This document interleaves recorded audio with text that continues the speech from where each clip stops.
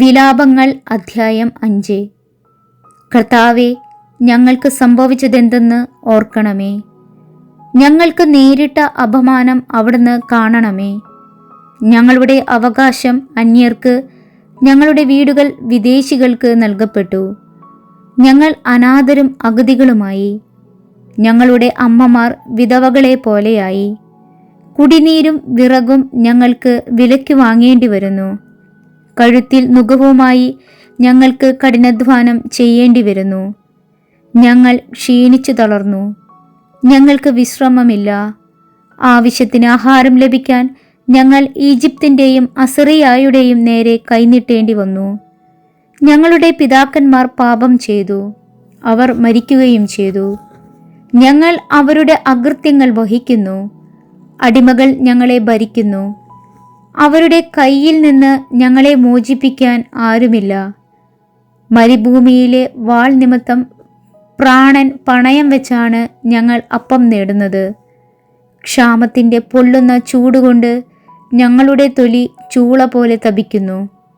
സിയോനിൽ സ്ത്രീകളും യൂദാനഗരത്തിൽ കന്യകമാരും അപമാനിതരായി. പ്രഭുക്കന്മാരെ അവർ തൂക്കിക്കൊന്നു. ശ്രേഷ്ഠന്മാരോട് ഒട്ടും ബഹുമാനം കാണിച്ചില്ല. യുവാക്കന്മാർ തിരിക്കല്ലിൽ പൊടിക്കാൻ നിർബന്ധിതരായി.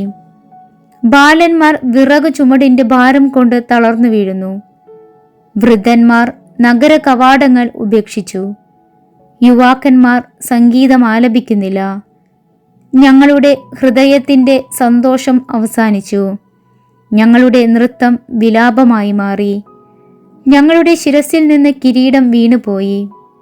ഞങ്ങൾക്ക് ദുരിതം, ഞങ്ങൾ പാപം ചെയ്തു. ഞങ്ങളുടെ ഹൃദയം വിങ്ങുന്നു, ഞങ്ങളുടെ കണ്ണുകൾ മങ്ങി. എന്തെന്നാൽ സിയോൻ മല ശൂന്യമായി കിടക്കുന്നു, അവിടെ കുറുനരികൾ പതുങ്ങി നടക്കുന്നു.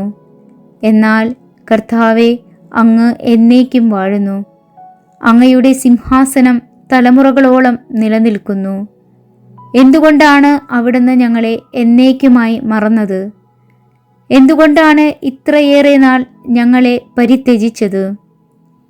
കർത്താവേ, ഞങ്ങൾ മടങ്ങി വരേണ്ടതിനെ ഞങ്ങളെ അങ്ങയിലേക്ക് തിരിക്കണമേ. ഞങ്ങളുടെ ദിനങ്ങളെ പണ്ടത്തതുപോലെ ആക്കണമേ. എന്തെന്നാൽ അവിടുന്ന് ഞങ്ങളെ നിശേഷം ഉപേക്ഷിച്ചു. അവിടുന്ന് ഞങ്ങളോട് അത്യധികം കോപിച്ചിരിക്കുന്നു.